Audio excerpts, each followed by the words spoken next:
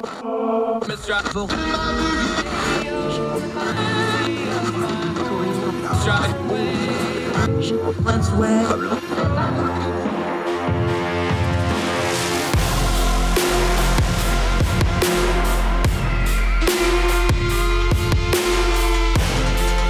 your host, Andrew Donaldson. This is Heard Tell.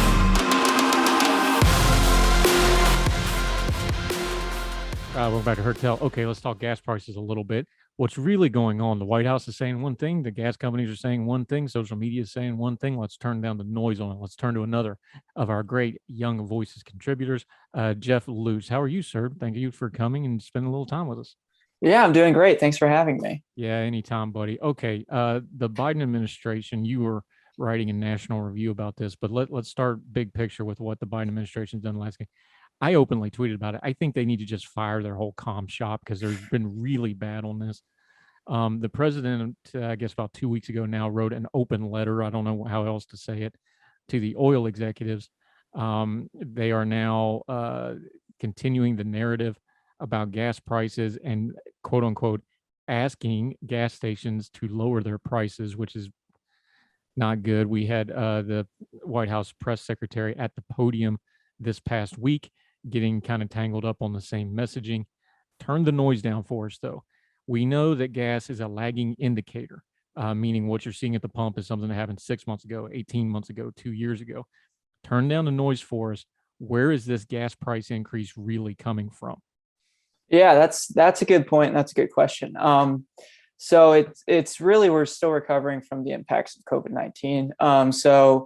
Around March or April 2020, a barrel of gas, or a barrel of oil, I should say, was literally trading for negative value. So that sent a market signal to a lot of producers that they didn't need to produce because it wasn't in their best interest to do so, which of course rippled and sent another signal to refiners that they wouldn't need to refine any oil. And also with that, what happened was a lot of refineries also closed. So we're still feeling delays with supply and demand because once economies started opening up after restrictions lifted, you started to see demand for oil and gas spike, but unfortunately supply wasn't able to keep up. So we're still seeing those impacts. Now, to be fair to President Biden, we've said it, this is one of our principles on this program. When it comes to the economy, the president gets too much blame and too much credit. When it comes to gas prices, that goes double. They get too much blame and too much credit. Break down the ratio, though. We understand the war in Ukraine raised gas prices. We also understand gas prices were already high before that happened. We've got it on video, which I don't know why people pretend this don't happen. President Biden ran on an anti-fossil fuel pledges. That means the markets react when he wins the presidency as opposed to somewhere else because they're planning 2 or 3 years ahead. Break the ratio down for me. How much of it is the Biden administration's fault? How much is not? How much of it is it's not helping, but it's not really hurting either? Just kind of lay out that ratio for us a little bit. Yeah, and I think that's a great point. You'll drive through America and it's easy to see those signs of it's a sticker of Biden pointing at the gas price and he's saying it, I did that, which is ultimately unfair. It's hard to maybe put down an exact ratio. Maybe it's 2 to 1 or 3 to 1. It's mostly to do with the global impact and global markets. But he certainly has some culpability with it. Like you said, he ran on an anti-fossil fuel agenda. There's even a video of him speaking to people in Delaware, and he promised that he'd move us on from American fossil fuels. So that obviously sends a signal to producers that their product isn't wanted, A. And then B, there are also policy implications. So on his first day in office, he axed the Keystone XL. He placed a moratorium on new oil and gas leasing on federal lands. So all of that sends a signal to producers and to investors that, maybe the time for fossil fuels is ending. So he certainly has some blame. Again, most of it's on the global nature of things, and also with Russia, who is supplying about 10% of the world's oil before we rightfully kind of embargoed that. Yeah, Jeff Luse joining us from Young Voices. Let's take it from this angle because you touched on it in your piece, National Review, which we have linked to in the show notes. Everybody should read it in its entirety. The production part of this is what nobody really talks about. We all see the end game when it shows up at the pump and the gas prices, and every now and then, of course, they'll talk about crude oil prices. It's the middle of that that's really affecting all this. And part of it, and you touched on it in your piece, is refining capability. We haven't built a lot of refineries. We have trouble upgrading them. That comes from our climate policies. That comes from our environmental concerns. Those are valid concerns.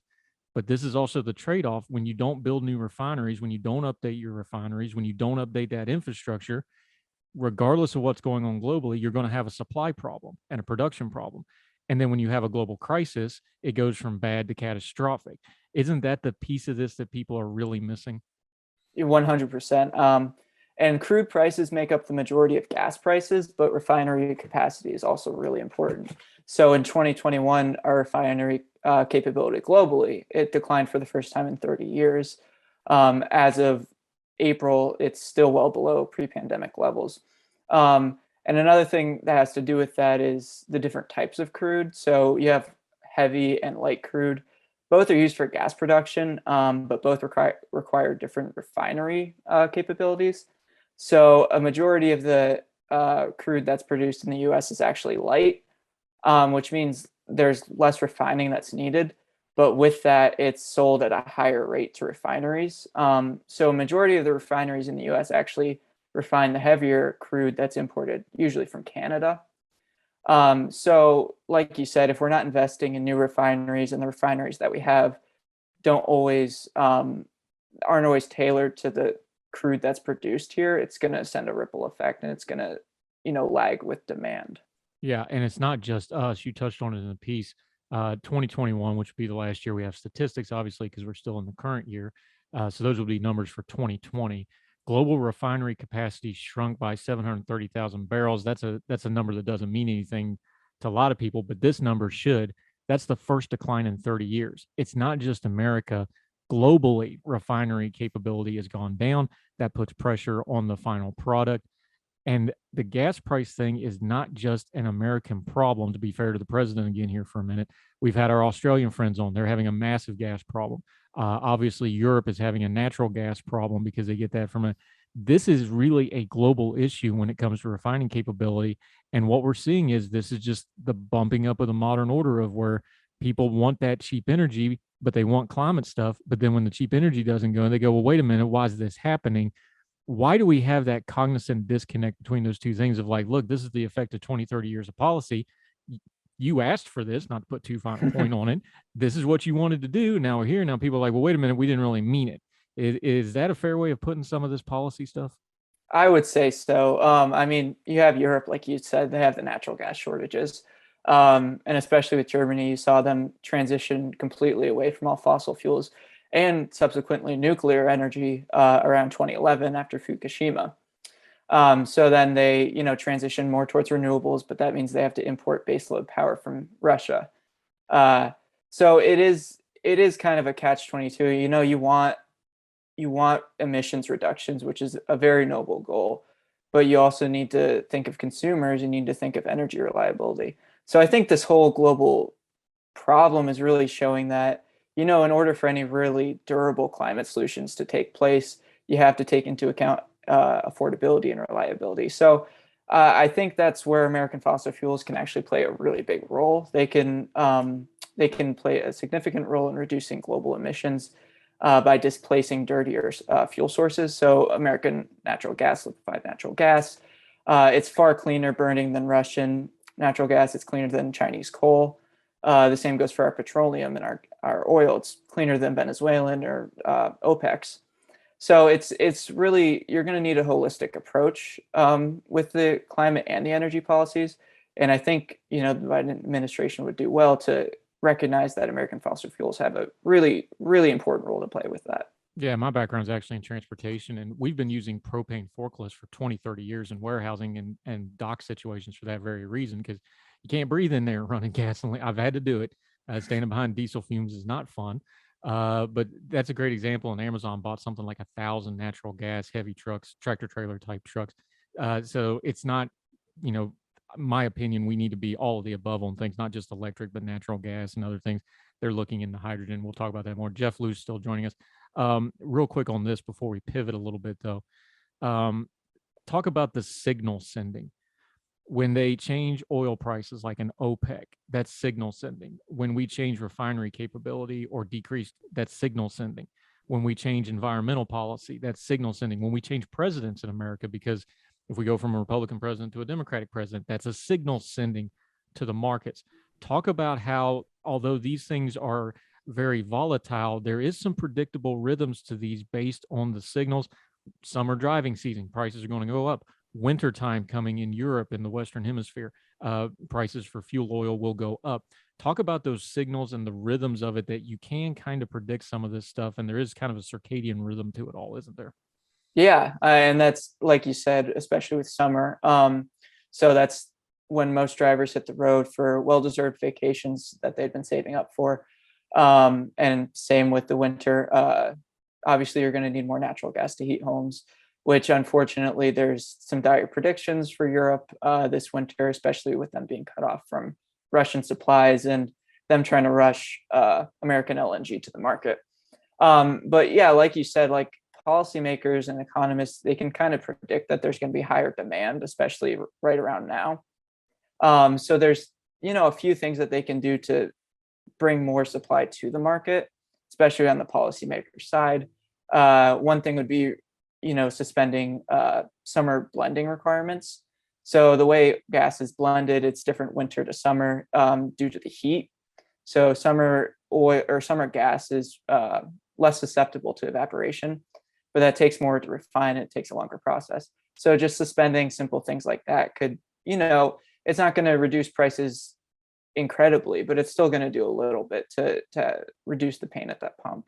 Yeah, Jeff Luse joining us. We're going to talk about some of those ways to reduce and or increase the pain in the pump, depending on your policy.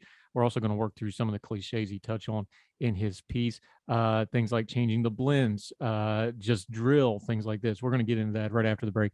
Jeff Luse from Young Voices from the DC area joining us on Heard Tell.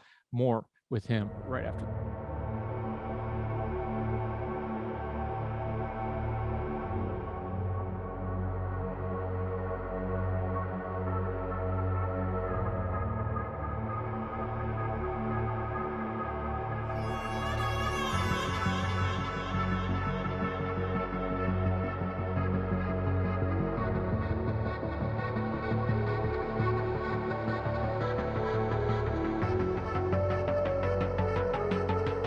Welcome back to Heard Tell. Jeff Luse joining us. Climate, energy. He talks about these things. He's a Young Voices contributor, sharp guy. Make sure you're following him. His social media is right there on the lower third graphic if you're watching on YouTube or the Facebook live feed for our Big Talker Radio partner. Let's work through some cliches here because we like to turn down the noise here. There's a lot of buzzwords when it comes to fuel and energies. So let's work through some of the buzzwords and cliches and slogans and see if we can't get to some truth. You touched on one of them in your piece. Well, we'll just change the blend and that'll change the price on the pump. Turn the noise down on that one because people reacted pretty strongly when they started dinkering around with the fuel and ethanol blends and things like that. What's fact and what's fiction there? Yeah, so especially with the ethanol blends, obviously that's a pretty big boon economically in the Midwest, but it's mostly subsidized. And there's been studies that have found that the ethanol blending really doesn't provide marginal environmental benefits, especially for the economics of it. So as with any, energy or climate policy, really any policy, you have to, assess a proper cost benefit ratio. So really reducing or even eliminating the ethanol mandate, it's not going to do much to increase emissions, especially outside of the Midwest. And it is going to help a little bit with the prices. And same with the summer blending requirements, although it's not ideal to suspend those whenever you have situations like this where people are paying, in May, they paid $100 extra a month on gas than they did the previous May. So this is really impacting consumers. So, simple reforms like that, although maybe it's not ideal, they can definitely do a lot to reduce prices. All right. Another one you touched on in your piece roundaboutly, but I want to bring it up. I was critical of the decision too, but people are resurrecting it in lieu of the gas prices. The day one Keystone Pipeline decision by President Biden, not exactly a straight line between those two things, but people are using it that way. Break that one down. What actually did it affect? What did it not affect when it comes to things like energy and fuel prices? Yeah, that's a good point. It's again one of those things. It's easy to just point the finger at President Biden. Um, I mean, ideally, he would have approved it. That would have sent a signal, especially to producers, that American fossil fuels, or it's not even American. I mean, it would have been imported from Canada, but fossil fuels in general have a role to play in our economy and in our energy mix. Him suspending it, I mean, it was more of a rhetorical political signal. Um, they would likely still be building it. They would still have to, finish the construction and the processing. What it does do, though, we're still going to be importing oil from Canada. It didn't stop that. It did add fuel and transportation expenses because pipelines are the most efficient way that we can transport fuel to and forward. But now it's going to be transported on truckers and trains, which obviously it takes longer to get to market, to get to refineries. So him revoking the permit for that, although maybe it's not a straight line shot, it at the very least it sent signals that we're not going to be too favorable towards fossil fuels, especially in the near future, and it also just delays supply coming to the market. Yeah. Continue to talk to Jeff Luse. All right, we kind of touched on this one when we talked about refining capability, but let's deal with the buzzword. A lot of folks on the right say, well, we just need to drill more. Talk about that. We're not against that. Of course, you always, more production a long term. That's a long-term solution. That even if you did that today, that really wouldn't affect fuel prices. Break down the myth and the magic of just drill baby, as we used to say back in a previous administration, how that does and does not affect prices at the pump. Right. Yeah. It's a very easy buzzword to, say drill baby drill or to invoke energy independence. But the reality is oil, energy in general, it's very global in nature. So you increase production in America, that's great.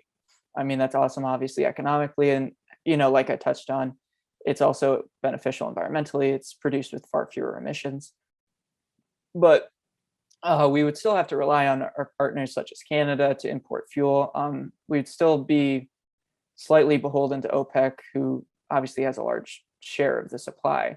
And also, as I said, it's a lot of the crude that's produced in America, although it varies, but most of it is light crude. Whereas a lot of the refineries that we have are tailored to refine heavier crude, especially from Canada, just because it's cheaper to buy. So it's more in their economic best interest to do so. Right. Now, that was a buzzword that the right has loved for a better part of a decade now. Let's talk about our progressive friends. They'll sometimes get on social media and they have the great little slogan of, well, we'll just get rid of fossil fuels. That'll solve the problem. I know that's very, very unicornish on its face, but policy wise, they try to enact policy that way that has ripple effects.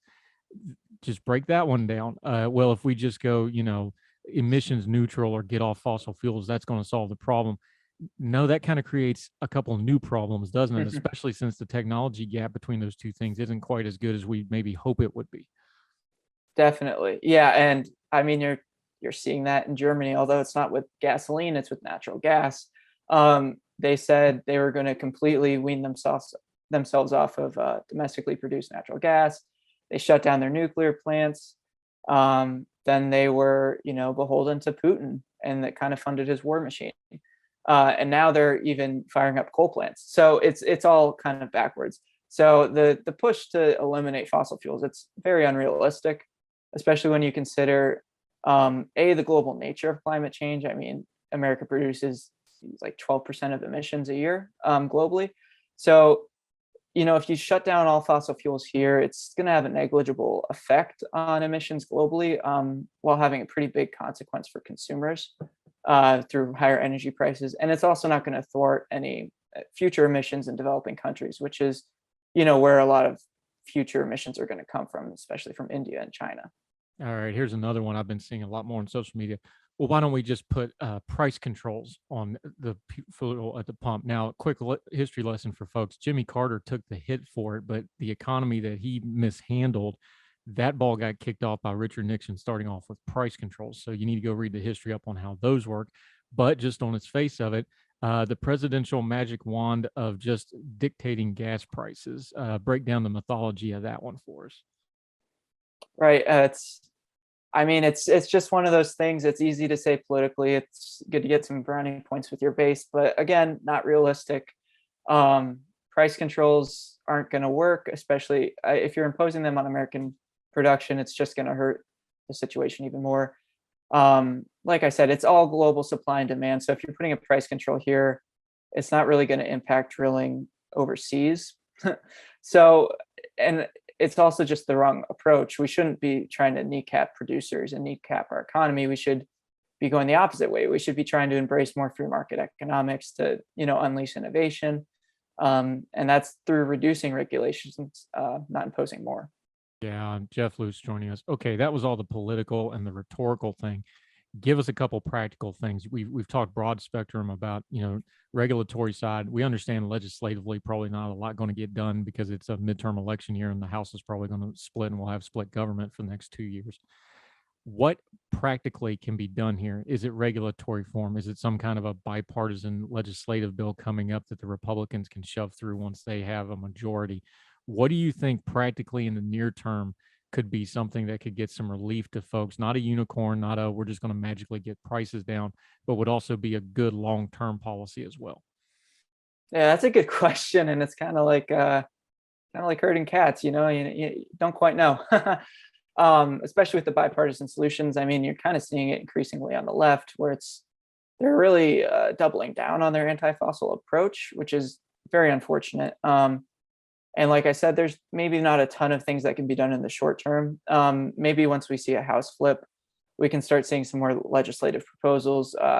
One being with regulations. A really great first step, I think, would be repealing or at least reforming NEPA and modernizing it. So that's the National Environmental Policy Act. So whenever a large infrastructure project, even if it's not just energy, it could be roads, transmission lines. Whenever that's proposed, it has to go through a NEPA process to see if it will have any, undue consequences on the environment, which is very noble. We should be looking to, leave as minimal of an impact as we can. The problem is it gets tied up in litigation and bureaucracy, so it delays projects by like an average of 5 years, increases, costs for investors, which in turn kind of disincentivizes investment into new projects. Another thing I think would be eliminating steel tariffs. So just like with any industry, refineries are getting hit hard by tariffs, which are pretty protectionist policies that haven't really benefited American producers super well. It's really just hurt consumers more than anything. So eliminating tariffs and opening up free trade would, at least lower capital costs for refineries. And then just another thing too, which maybe it won't be bipartisan, maybe it can be Republican led if they get the majority in November. But that's just approving, key infrastructure projects like pipelines. Keystone XL is a good one. Just sending that signal to American producers that we want your energy, we need your energy, and we can work together to help consumers.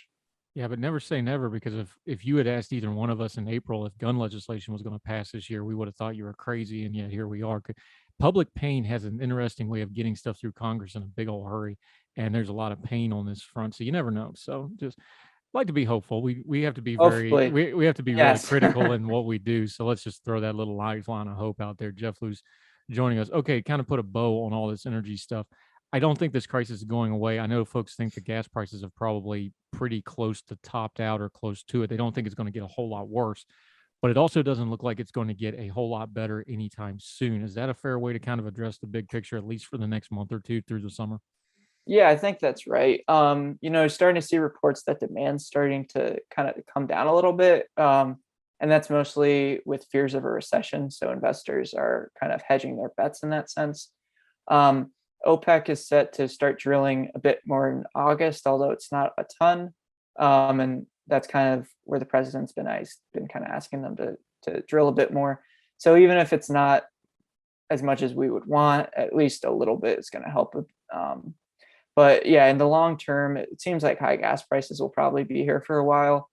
And again, it's a mix of a lot of things. It's global economics. It's the invasion of Ukraine from Russia.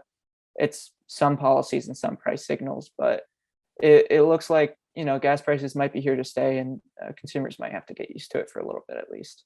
Yeah. Jeff Luse joining us. One last question on this.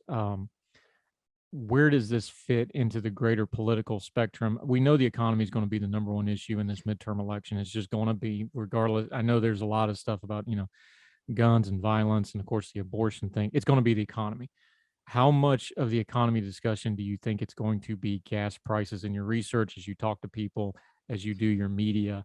I'm finding it to be really, really high because that's the one. Look, I've got a Honda Civic. I'm paying double what it cost me last year to put gas in it when I got that vehicle, right at double. Went from about 25 to about 50.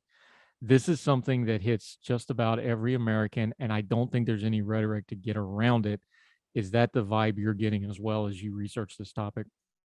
100%. Yeah, polling is showing that that's the number one issue for voters. It's inflation and the economy and gas prices. You know, we saw some big wins with, for gun control advocates, and that might kind of help some Democrats and some incumbents. But yeah, it seems as if voters are definitely feeling the pain at the pump and feeling the pain in their checkbook. So they're gonna be looking for solutions that kind of curb inflation, that can, get us out of this economic downturn. Jeff Luce, great stuff today. Good job breaking down, getting through the noise of this because this topic's really noisy because it's easy to blame people when you're hurting at the pocketbook level.